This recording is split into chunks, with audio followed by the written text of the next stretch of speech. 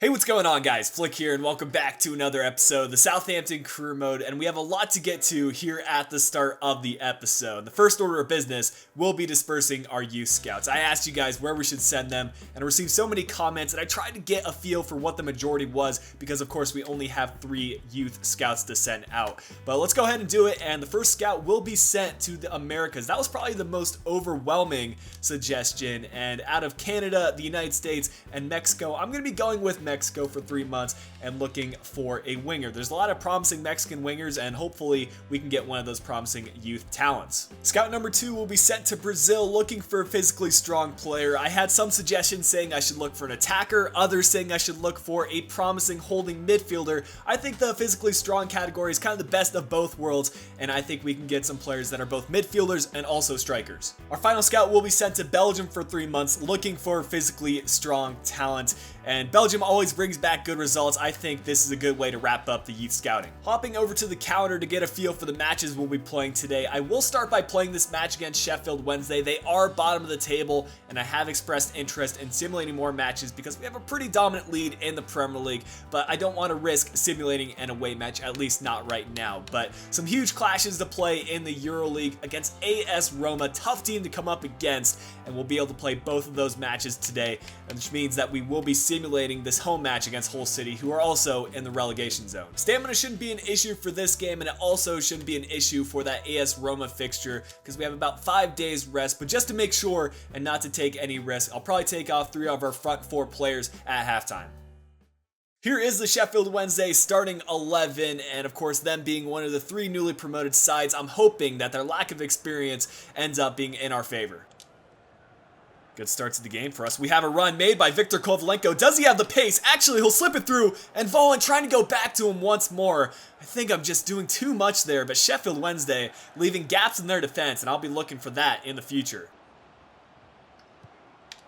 That's a good cross, and Pickford needs to dive out and make that save. Schneiderlin, just get this one cleared. We're not taking any risks.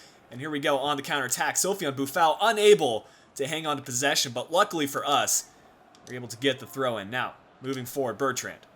Inside to Schneiderlin. We need to move this up quickly because they are playing a high line. Here is Theo Walcott. Let's see if he can use his pace.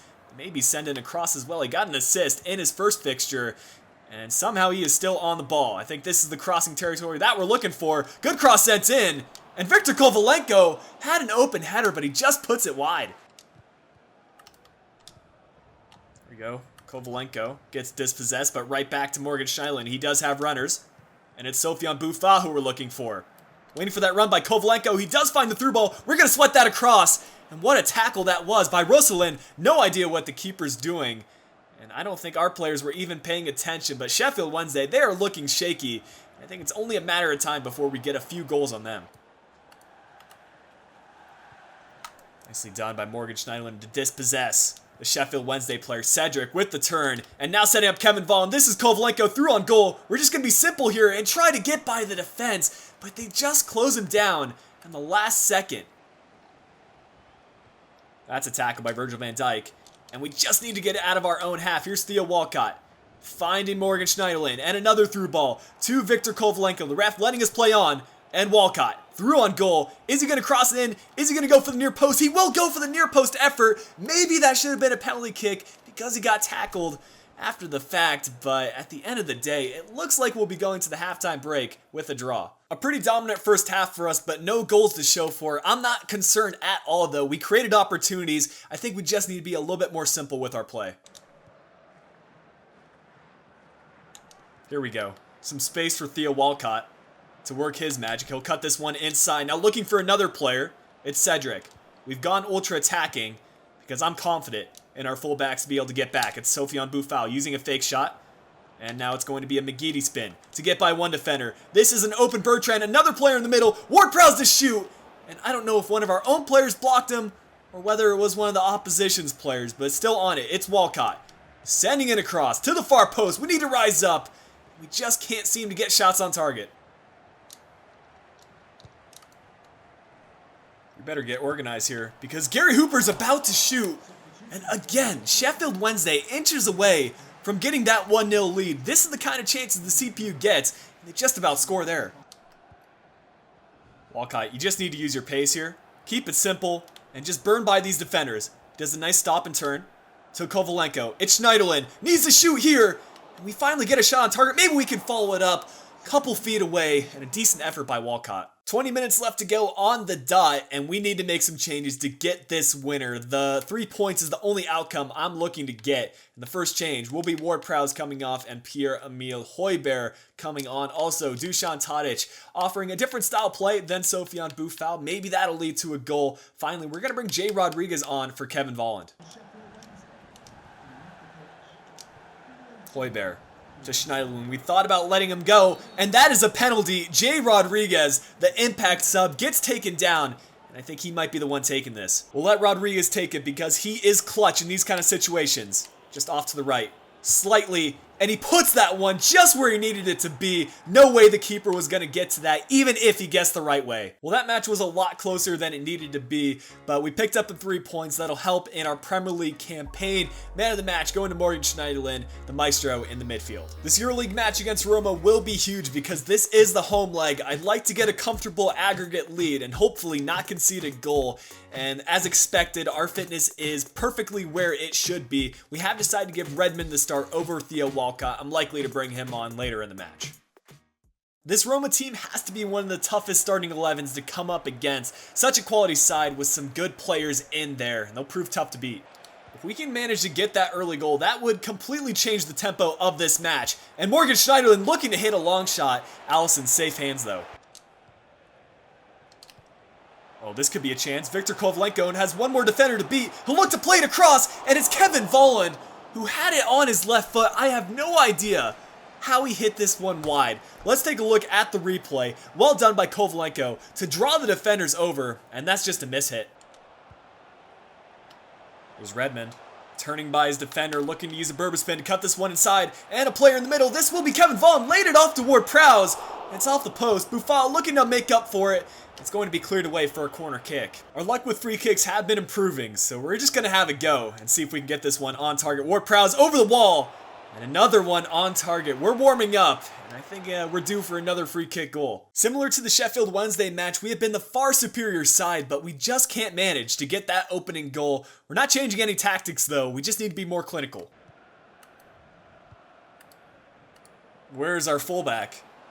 And Mohamed Salah might be able to get the opening goal if we can't catch up. Virgil van Dijk does well to get back and make the stop. This could be our chance. Ward-Prowse unleashing Redmond. And he just needs to get that Berber spin correctly. Here we go. This might be our chance. He spots the runner inside. Ward-Prowse the shoot. It's going to fall to Viktor Kovalenko. How are we missing these chances? Here we go. Come on, Sofiane. I need you to step up right here. Play this one inside and finish this. Morgan Schneiderlin.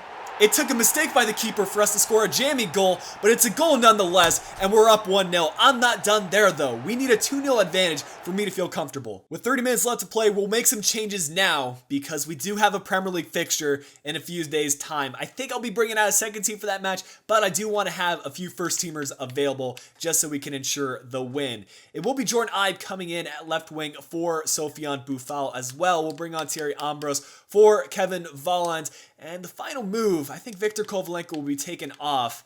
And hey, who can we even bring on? I guess Pierre-Emile Højbjerg will have to do. Close him down, guys. We cannot let him shoot. It's Emerson still on the ball. Morgan Schneiderlin makes the tackle. We might be able to get our second goal with a counterattack. It's Højbjerg to play this one to Ward-Prowse. He's trying to through ball to find Ambrose, and he will get there. Just needs to finish this one by the keeper. And Alisson, 2 mistakes will lead to 2 goals. And that has to put us in a very confident position going into the second leg. Oh, what a ball by Florenzi. And they just seem to work it down the right side. Salah to send it in. And it's cleared away. Maybe we can even add a third. Roma are pushing forward players. And if we can be patient with our build-up, we could get that crucial third goal. It's Ambrose holding up his run. And now he has some space. It's Witsel trying to track back. And if that through ball would have made it, I think that would have been a third.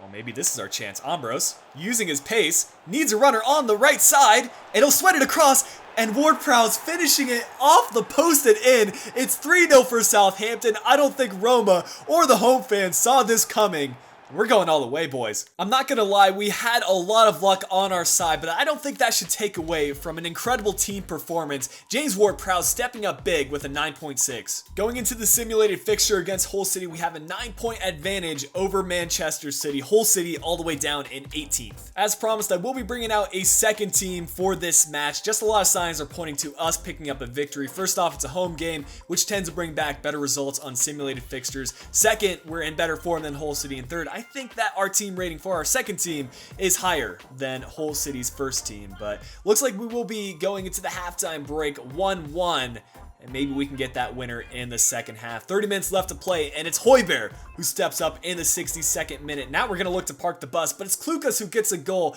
This is a high-scoring affair, and the match will end at a draw 2-2. This final match shouldn't give us any trouble, but we still need to go in with a strong team just to make sure that Roma don't come back on their home turf. This is the starting 11. Fully confident in this team, and maybe we can pick up another 3-0 result. All eyes have to be on the Roma manager to see what kind of changes he would make, but all things considered, he hasn't changed much. Already some space for Walcott to burn by the fullback, and maybe we can get a goal early on. We'll play it through. Kevin Volland looking to shoot. That's a great block by the defender. Throwing chance for us, Volland, to find Walcott, who'll hold it up. We don't need to hurry anything because we have a 3-goal advantage, so we'll wait for the right chances. And Sofiane Boufal might do it for us. We'll cut this back inside, playing it to the edge of the area. This is Bertrand. Don't know why he's pushing up so far. But now Ward-Prowse out wide to Boufal, using a scoop turn to get by. Now a Berba spin to beat another defender. Gets taken out, and it's a penalty. I'm going to let Walcott step up to take this. I don't think he's scored for us yet, and we'll put it right down the middle. Keeper dove out of the way, and that's 1-0, 4-0 on aggregate. Oh, Doumbia has the pace, but Virgil van Dijk, another crucial tackle by him, and our defense has just stepped up so much in the EuroLeague as well as the Premier League. There's Bertrand looking for Boufal on the left. We'll see if he can burn by another defender. Instead, he'll play toward Prowse. Another pass inside. Kevin Volland to shoot. And it's just too easy, guys. Roma, despite having the high rate of players, they are one of the poorest teams I played against. And here's Walcott looking to add on to his first goal. And maybe this second one won't be a penalty. He keeps this one in bounds well. And looking for options. He's got Cedric. Now to Schneiderlin. It's Boufal trying to turn by the defense, using a spin to cut this one inside, and he's taken out again. Well, Walcott scored his first, so why not let him take the second? This one will be trying to be placed to the right, and that's a great pen. Theo Walcott stepping up big on the set pieces. With a 6-0 lead on aggregate, I'm going to immediately make some changes at the halftime break. There's no reason to keep on playing the players that are prone to stamina issues. Sofiane Boufal being one of them.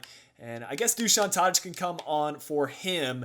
And along with that, we'll bring in Redmond for Walcott. Our final change, we'll be bringing on Pierre-Emile Højbjerg once again at center attack mid. And what I'll do is swap Ward-Prowse and Højbjerg. And look at Ward-Prowse go. He's going to steal it away. Volland over to Tadic. And that should have been a fourth goal. Should have shot it on his right foot as well. Chance for Witsel to shoot maybe. Virgil van Dijk, don't take any chances, just clear it away. It's Mohamed Salah who gets a couple of opportunities, but Pickford has pulled off another save. Well guys, that'll bring an end to what will probably be the easiest EuroLeague fixture we'll ever have to play. Man of the match given to Theo Walcott. He got those 2 goals and a 9.2 rating. But guys, that'll bring an end to today's episode. Hope you have enjoyed it. If you did, make sure you leave a like down below. Subscribe if you are new to the channel. And if you're interested, you can follow me on my social links. Links to those are provided in the description down below. But until next time, this has been Flick. I'll be talking to you guys again soon.